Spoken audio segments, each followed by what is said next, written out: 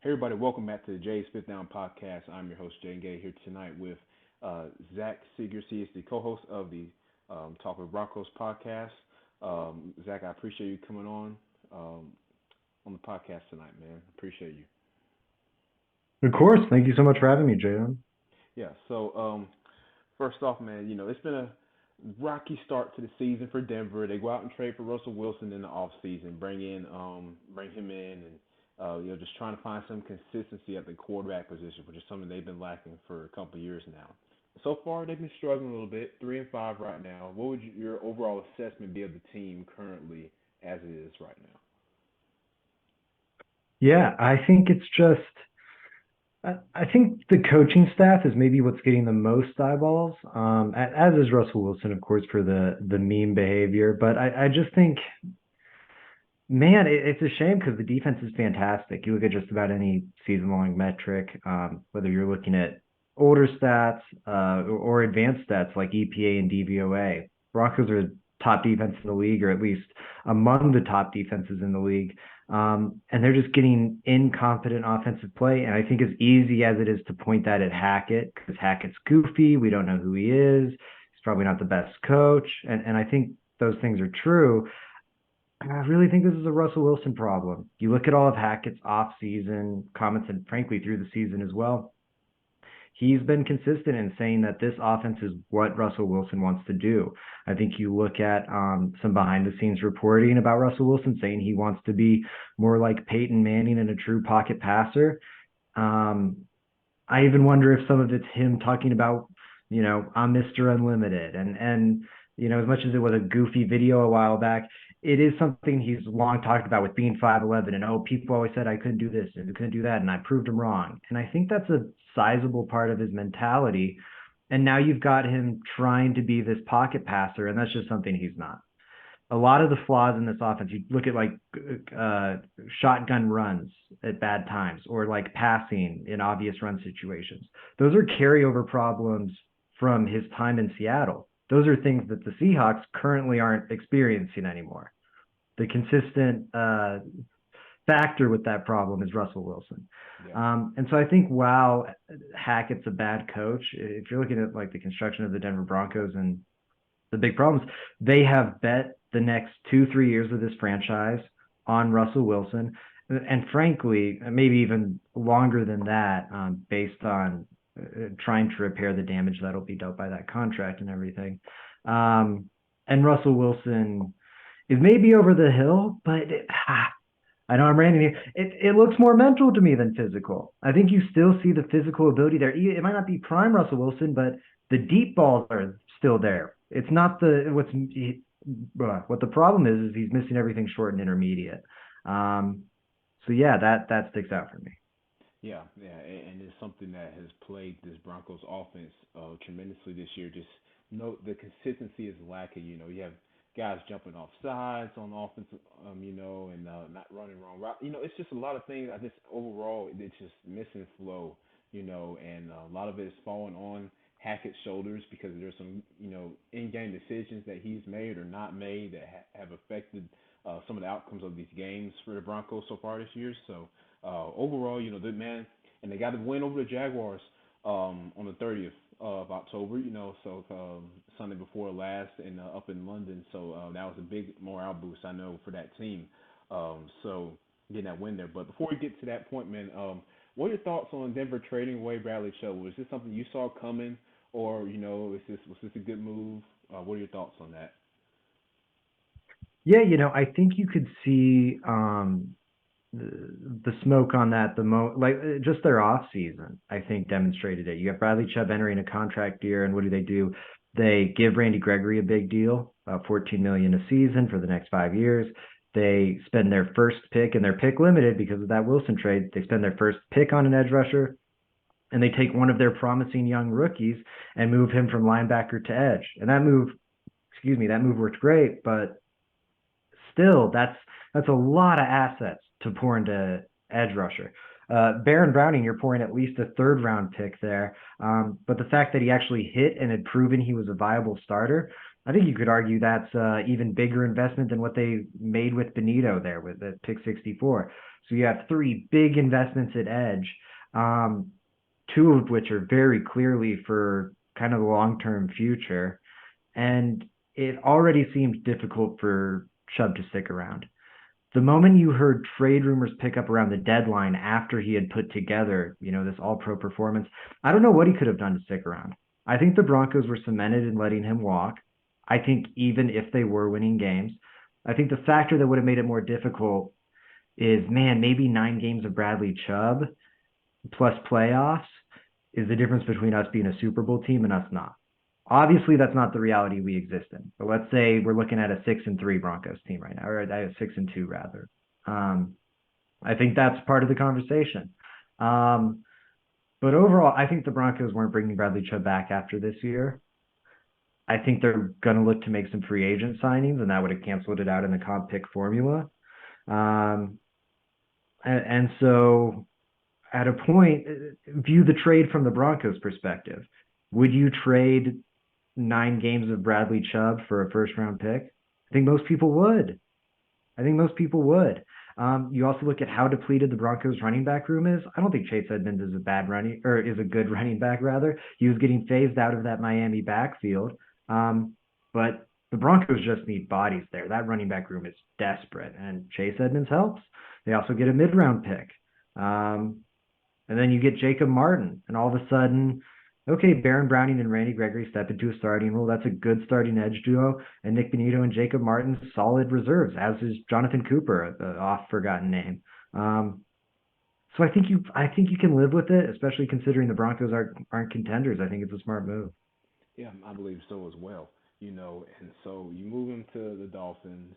I think he's gonna have a great season there as well in Miami, and that's a huge boost for them on their defense.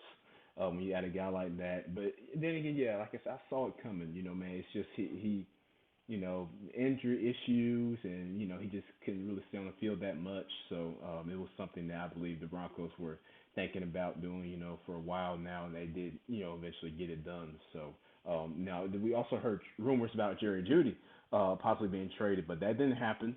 So I know I know a lot of fans are happy about that, but he just hasn't really gotten involved too much this year. Is there any specific reason as to why you think that might be?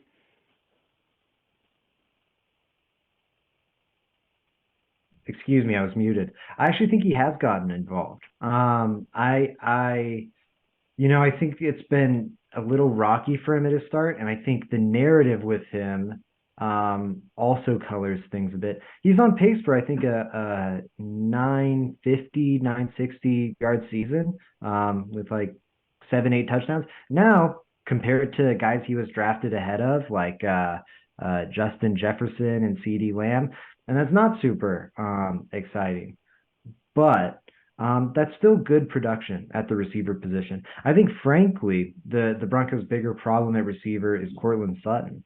Um, and again, Russell Wilson. So Jerry Judy right now. My latest soapbox.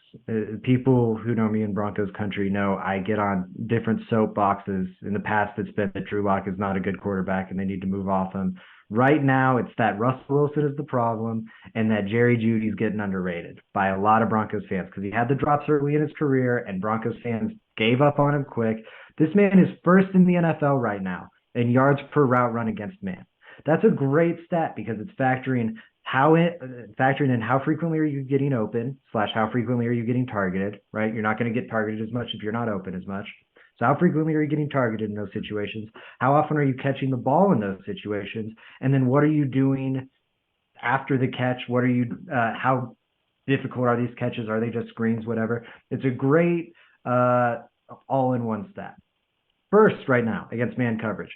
Now he's 73rd against zone, which puts him in the 20th percentile. But if you look at Russell Wilson ranks second in the NFL in yards per attempt against man coverage. He ranks 32nd in yards per attempt against zone coverage. So he's in the third percentile against zone. Jerry Judy is in the 20th. So that's still bad, still well below average, but he's outperforming the yards his quarterback is producing. He's outperforming the yards that the rest of the offensive weapons around him are producing. And then against man coverage, he's the best in the NFL right now. Right. Now, defenses have adjusted to Wilson's struggles, and only the Miami Dolphins are seeing man coverage at a higher rate than the Denver Broncos. The point being, I think there's stuff in there for Jerry Jeudy. I think the problem for him early in the season was they were aligning him outside, and it just wasn't working. He's a true slot receiver. Since moving him to slot, it's worked better. And I think right now he's Russell Wilson's favorite weapon because Jeudy can win before the catch point, and he can win after the catch point. And although Sutton's maybe the better ball winner, he's struggling a ton there right now. His contested catch rate is barely better than Jeudy's. He ranks 36th in contested catch rate. Jeudy ranks 40th. And again, he doesn't win before or after the catch point. So right now, I think Jeudy's the number one option in the Broncos offense. Yeah, yeah, definitely. So the Broncos hoping to get the ball rolling over there, and so that leads me into our next point. Win over the Jags in London, much needed for Denver in that locker room, of course, in the morale. So, what's your overall recap, man, of that game and how the Broncos pull out the win there? Yeah. I think you got good Russell Wilson finally. It started horrible. I mean, he should have opened the game with two interceptions. Yep. And then there was a horrible stretch in the middle. But for the first time this season, you saw multiple quarters of good Russell Wilson, like sustained drives and everything. And that matters. I don't like that. As I said earlier, the Broncos have bet their future on this guy being good. And I think they can get away.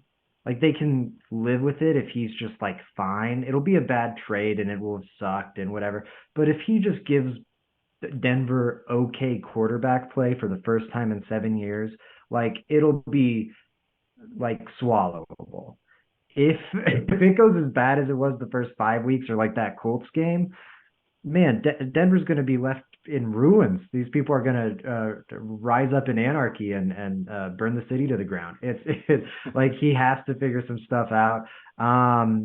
And I think you saw shades of that in the Jaguars game. Um, Hopefully he ate some humble pie during the bye week. I think he has to be more real about where he is in his career. And just like also he has to stop hunting so much for the deep ball. There are plenty of examples where it doesn't matter if you're 4 feet tall. Like there are no offensive linemen in front of you. Like Greg Dulcich on Monday Night Football, everyone saw it, is wide open in the middle of the field for a first down. There's no offensive lineman blocking the line of sight, and somehow he misses it. Right? Like that's not the Russell Wilson blind spot. That's him not taking the deep thing or the short thing because he's looking for the deep thing. And I don't know. I can't handle it anymore. He's got to figure something out. Exactly, he can handle it. Yeah, and so yeah, and obviously, the thing with quarterbacks is like you're always taught, right? Hey, if it's not, you take what the defense gives you, right? If it's not there, go to your second read, or just shoot whatever's open, man, take it. Yards are yards in the NFL, right? So, and I think, like you said, Russell Wilson has got to get to a point where he needs to be, yeah, realistic with where he's at in his career. He's not the guy he was maybe 3 years ago, 4 years ago, where he had like a really good season, like almost an MVP worth season in Seattle a couple of years ago. He's not at that point right now. So I think right now he's got to understand where he is and that he needs to just do just enough to keep this team afloat and score points and win ball games. So so And what do you think is going to be key for them to stay afloat in this AFC West right now moving forward, Zach? man, I think you said it. I think you made a good point. He's got to find a way to score points. The run game is inept too. I want to say that's one aspect that hasn't been getting enough attention. You look at like EPA. I think they're first or second worst in EPA per rush play. Like it is terrible. And Russell Wilson has always been fairly dependent on the run game. He does have that blind spot, short, intermediate, middle of the field. Okay, so how else do you attack that part of the defense? You need to run the ball. Yeah. And the Broncos just cannot do that. I don't know how they can solve that. It's not like you're getting offensive line reinforcements between now and the end of the season. It's not like you're signing some great running back. I mean, maybe Chase Edmonds helps some there. So it's going to be on Russell Wilson. He's got to get more out of this passing game, and he should be able to. There are open receivers running through this offense that he's missing. He like if he can do that, they can score enough points to win games. Their defense has allowed more than 19 points or more than 16 points in regulation because the two 19 pointers were in overtime. They've allowed more than 16 points in regulation like 2, 3 times this year. Like get decent play from the quarterback position, and they're going to win a lot more games. It doesn't have to be anything great. Russell Wilson has the physical ability. It's not like Matt Ryan. Like we can look at the Broncos country saw 2015 Peyton Manning firsthand, where it was like he had the mental stuff still, but he was so clearly shot. All of America saw it because it was a whole Super Bowl run.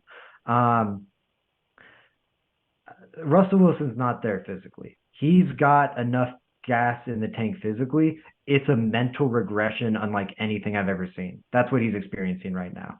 So if he can, um, I don't know, eat some humble pie, wake up, snap out of it. I don't know what it is that's going to cure this weird mental funk, but there's solutions there in front of him, and he's got the physical gifts to take advantage of them.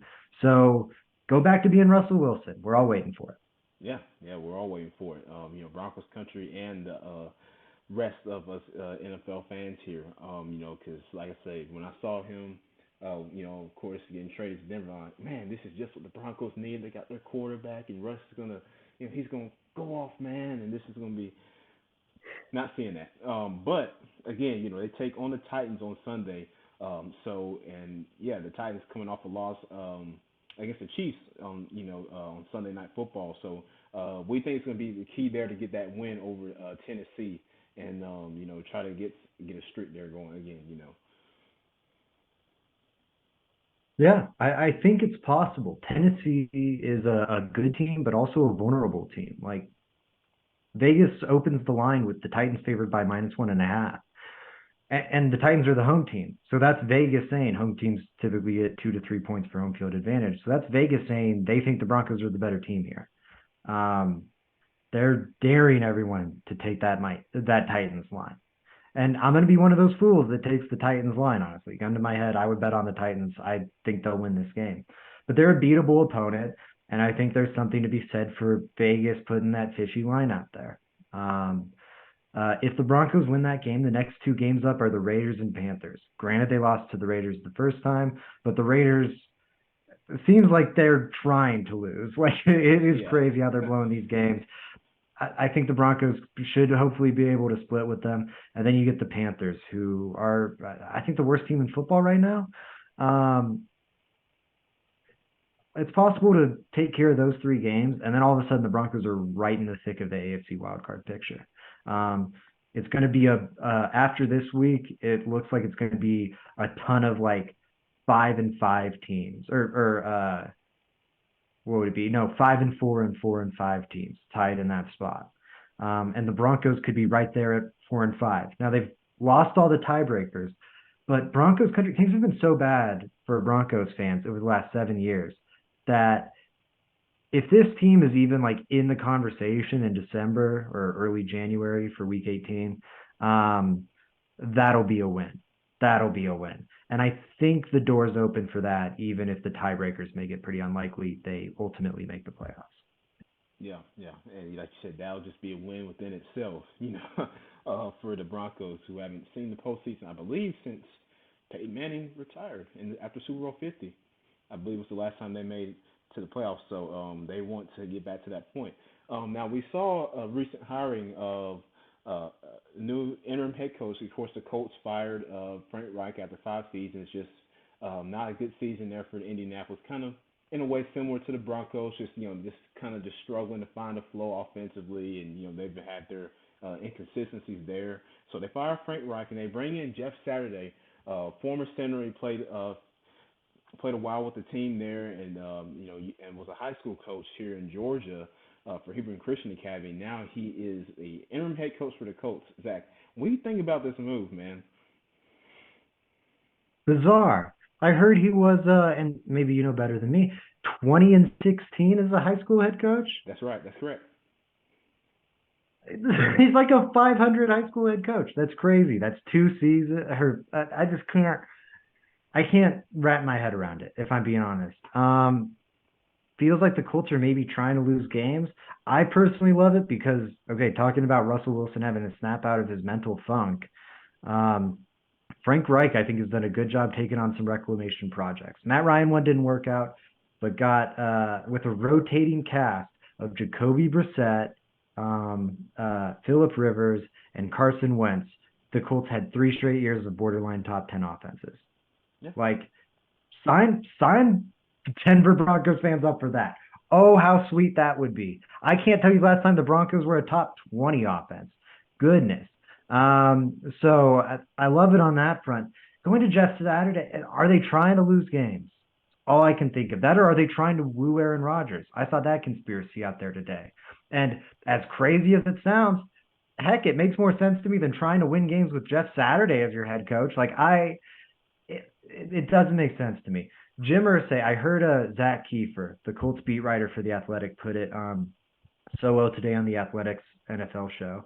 Um, he said, for much of his career, Jim Irsay tried hard to not be his father, Robert Irsay, previous owner of the Colts, who was notorious for meddling, telling people to pull quarterbacks, firing people, and then forgetting he had fired them. There's tons of legendary stories there. Dude was a hardcore meddler and very erratic.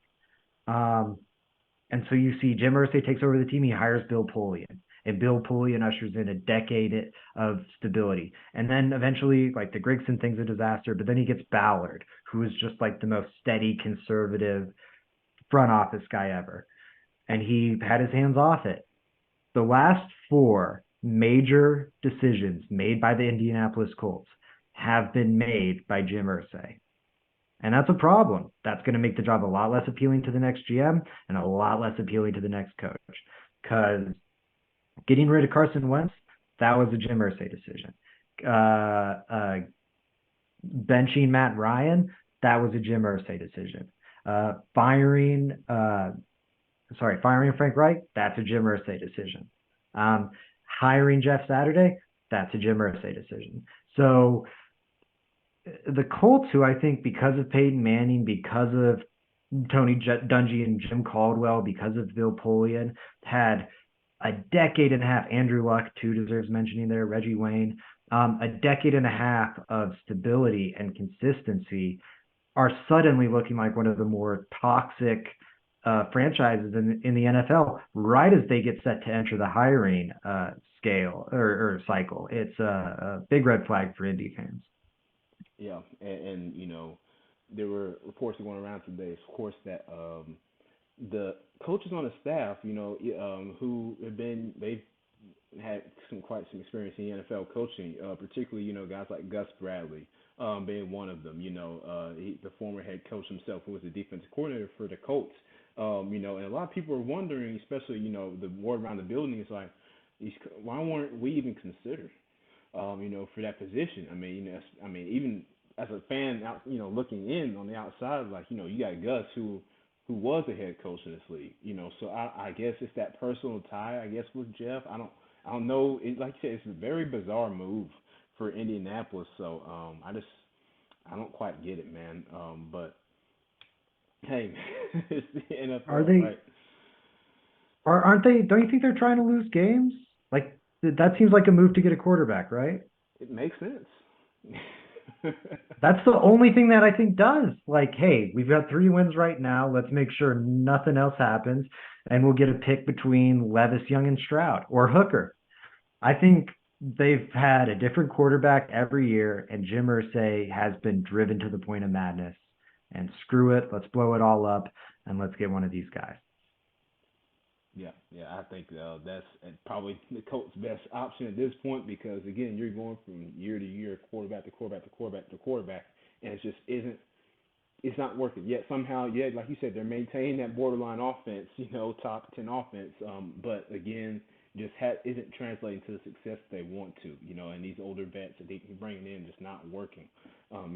So like I said, yeah, I think it's a push for top pick, which would happen to be a quarterback most likely, and that's just probably the option that they're headed towards. Now, I don't know. Again, this is for the interim role. Is it going to be long term? We don't know. I guess it just depends on how Jeff does for the rest of the season. But again, you have to think it's just strange.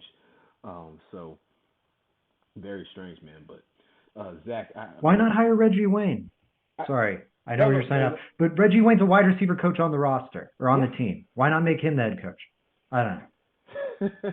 See, man, like I don't know.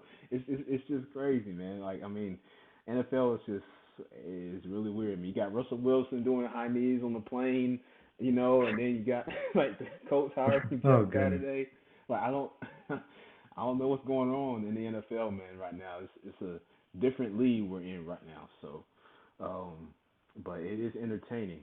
I'll say that. So, um, but Zach, I Absolutely. appreciate you coming on the podcast with us tonight, talking some football, some Broncos country. Hopefully things will start to look better for you guys moving forward in the future. And like I said, yeah, Titans up on Sunday for Denver, 1 o'clock on CBS. It's gonna be an interesting matchup there. Hopefully the Broncos can get the win. Yeah, absolutely. Don't bet on it. Like I said, that line is funny, but I'm picking the Titans. Thank you so much for having me. Of course, Zach, man, anytime, man. And you guys can check us out here on YouTube, Spotify, wherever you get your favorite podcast. Jay Sit Down. This has been your host, Jaden, again with Zach Segars. Thank you guys for joining us.